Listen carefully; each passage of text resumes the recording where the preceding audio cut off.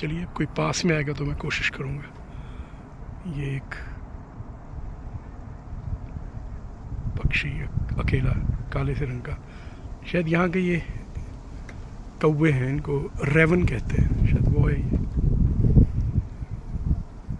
और ये बड़े देखने में सुंदर लेकिन कौवों की तरह खूंखार होते हैं, यानी आपकी चीज़ें वीज़ें ले जाते हैं खाने वाली जब भी इनको मौका दिया जाता है। तो ये बिल्कुल मेरे नीचे पत्थरों से ये बनाई गई है, ये किनारा बनाया गया है। और मेरे मन में एक बात आ रही थी, मैंने हाल ही में कुछ सतरें लिखी थी जो यहाँ के परिवेश को कहती हैं। मैं कोशिश करता हूँ कि आज की इस झील के नाम शाम पे उन सत्रों को, उन पंक्तियों को मैं पढ़ पाऊँ। ये रखिए, मैं ज़रा थोड़ा चश्मा लगा लूँ। और ये जो पंक्तियाँ थी ये मैंने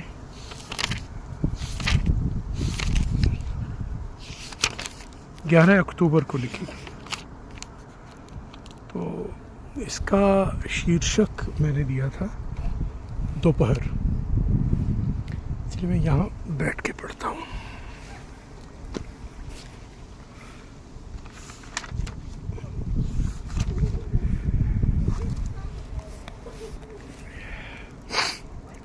तो एक औपचारिक वश आप सबको मेरा सप्रेम नमस्कार। आप सबकी कहीं न कहीं मेरे किसी न किसी कोने में यादें हैं और रहेंगी।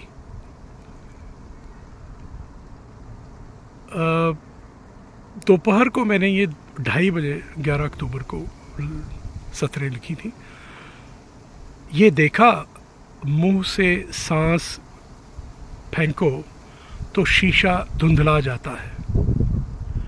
वो पत्तियां हल्के हल्के हिल रही हैं, मानो घंटियां बज रही हों।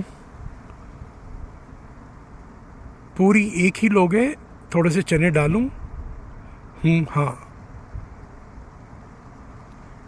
वो देखो आसमां पर बादलों ने लकीरें खींच रखी हैं। वो देखो आसमां पर बादलों ने लकीरें खींच रखी हैं। यह एक सफ़ेद परिंदा कहाँ उड़ता जा रहा है अकेला। वो महिला जो पूछ रही थी तुम्हारा पड़ोस में,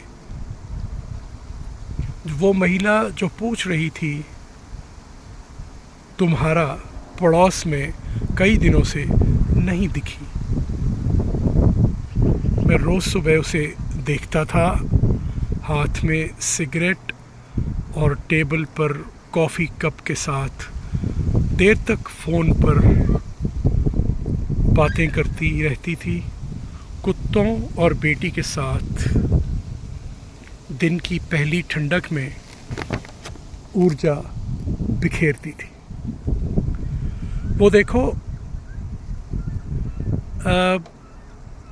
वो देखो ये तीसरा घर है जो बदल रहा है छत।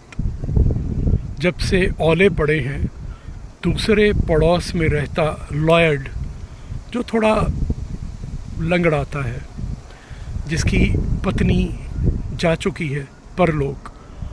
बहुत खुश था, उसका बेटा यूनिवर्सिटी के अंतिम चरण की पढ़ाई में है। उसने बेटे की प्रेयसी के लिए कार खरीदी है और वो अपने पिता का ट्रक आज भी चला रहा है। क्या कह रहे हो? धूप सेक रहे हो? हाँ। बस इसे लेकर अब यहाँ ही खड़ा रहता हूँ। 2-3 बार इसने मुसीबत खड़ी कर दी थी, बहुत भौंका था। तुमने सुना वो नवयुवक, तुमने सुना वो नवयुवक कह रहे थे कि अन्य लोग इस तरह से तारीफ नहीं करते जैसे मैं कह रहा था। आज़ादी, स्वच्छ वातावरण, खुलापन, नीला आसमां, पारदर्शी पानी, हर दूसरे का आदर, अनुशासन जो आपको हीन नहीं बनाता। मैंने कहा सही है, मैंने कहा सही है, बिल्कुल, मैं अगले साल देश वापस जाऊंगा। धन्यवाद। तो ये कुछ सत्रें थी जो मैंने अपने आसपास के परिवेश में महसूस की और सोचा कि आप लोगों से इसके बारे में बात ज़रूर करूँगा। यहाँ की कारों की बात मैंने की थी। यहाँ पे तकरीबन 84% लोगों के पास कारें हैं और कैलगरी में कनाडा के और शहरों से ज़्यादा गाड़ियाँ हैं। कई घरों में 4 हैं, कुछ अच्छा प्रतिशत है जिनके पास 4 हैं और 16% के पास 3 हैं और काफ़ी के पास 2 तकरीबन हर एक के पास, और शायद 1% है जिनके पास गाड़ियाँ नहीं हैं, कारें नहीं। यहाँ पे ट्रांसपोर्ट सिस्टम जिसको ये सीटी कहते हैं यानी कैलगरी ट्रांजिट, वो भी बहुत बढ़िया है, जिसकी मैंने पहले आपसे शायद बात की थी बसेस की। तो उसमें बसेस भी हैं और सिटी रेल भी है जिसको ये और एक्सपेंड कर रहे हैं, बढ़ा रहे हैं, क्योंकि शहर बढ़ रहा है। कैलगरी शहर काफ़ी बढ़ गया है पिछले सालों में और आगे भी बढ़ने की काफ़ी उम्मीद है, क्योंकि बहुत से लोग जो वैंकूवर और टोरंटो में रहते हैं वो शहर बहुत महंगे हो गए हैं, जैसे हमारा बम्बई हुआ या इस तरह से जो हमारे बड़े शहर हैं जो महंगे हो गए हैं, दिल्ली हुआ है वो इस तरह से, और वहाँ से लोग फिर कैलगरी की तरफ आ रहे हैं। कैलगरी में एक और जो लोग इसकी तारीफ़ करते हैं कि तकरीबन 350 दिन धूप रहती है, धूप निकलती है, चाहे बर्फ़ हो, चाहे ठंडी हवाएं हों और कुछ भी हो। जैसे इस वक्त मैं बाहर निकला हूँ तो जिस हाथ में मैंने फ़ोन पकड़ा है वो हाथ मेरा काफ़ी ठंडा हो गया है और इस वक्त तकरीबन जो तापमान है वो 0 के आसपास आता जा रहा है। अभी हुआ नहीं 0 पर होने वाला है, रात को होगा, माइनस भी होगा। तो इसके अलावा जो मैं सिटी यानी कैलगरी ट्रांजिट की बात कर रहा था, उसमें एक रेल, एक पूर्वी और पूर्व से पश्चिम का कुछ स्टेशन है, इस तरह से एक सीधी लाइन है जिसमें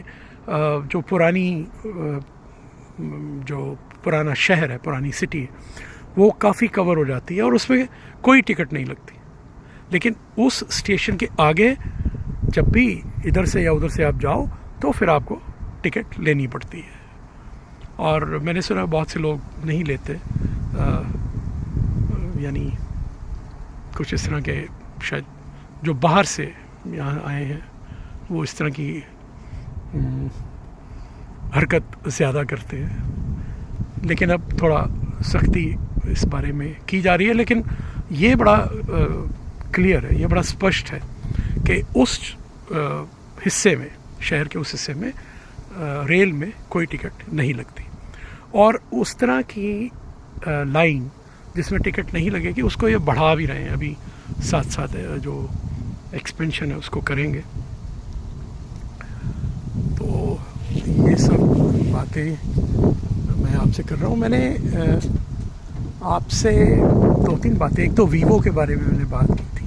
वीवो के बारे में अभी मैंने वहाँ के जो जनरल मैनेजर हैं उनको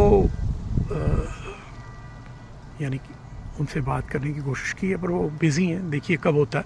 उससे पहले मैं शायद उसकी एक ये सारा वृत्तचित्र वीडियो बना के शायद आपको भेज पाऊँगा। तो कल मैंने वो MEC जो रेस्टोरेंट है उसके पीछे भी बैठने की जगह है, उसकी बात की थी। अब इतनी ठंड है तो यहाँ कोई नहीं बैठेगा। और थोड़ा सा मैं आपको मार्केट का दृश्य दिखाऊंगा और उसके बाद हम दोबारा मिलेंगे, फिर बात करेंगे।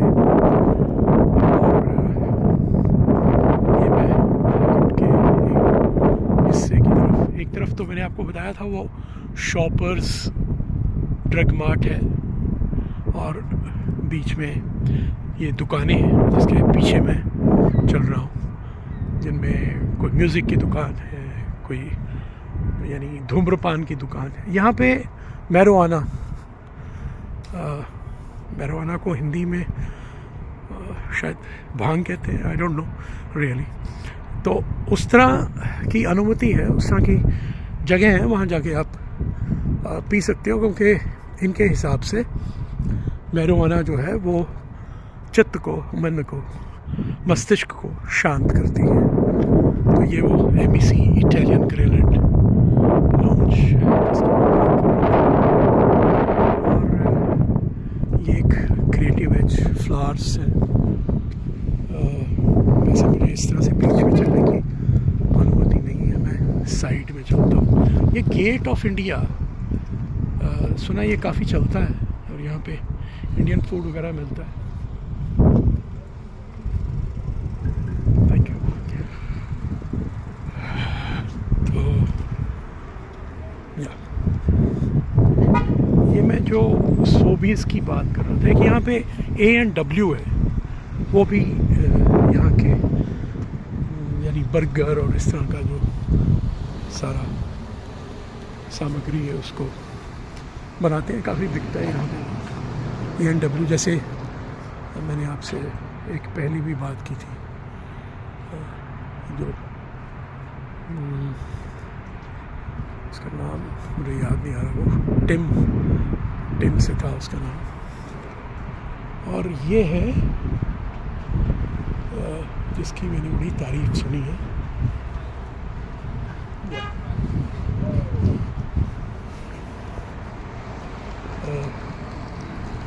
सोबीज। तो यहाँ पे it's a very good store. तो यहाँ पे काफ़ी किस्म की सामग्री, फल और खाने के बहुत से पदार्थ, केक्स और ऑलमोस्ट एवरीथिंग इज़ अवेलेबल है। तकरीबन सब कुछ मिलता है। तो मैं इनसे कभी बात करूँगा कि हम इसको अंदर से भीतर से बहुत अच्छी तरह से देख पाएँ।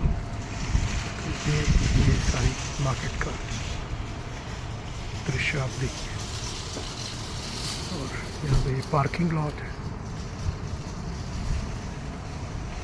आज के लिए बहुत बहुत धन्यवाद, नमस्कार और जय हिंद।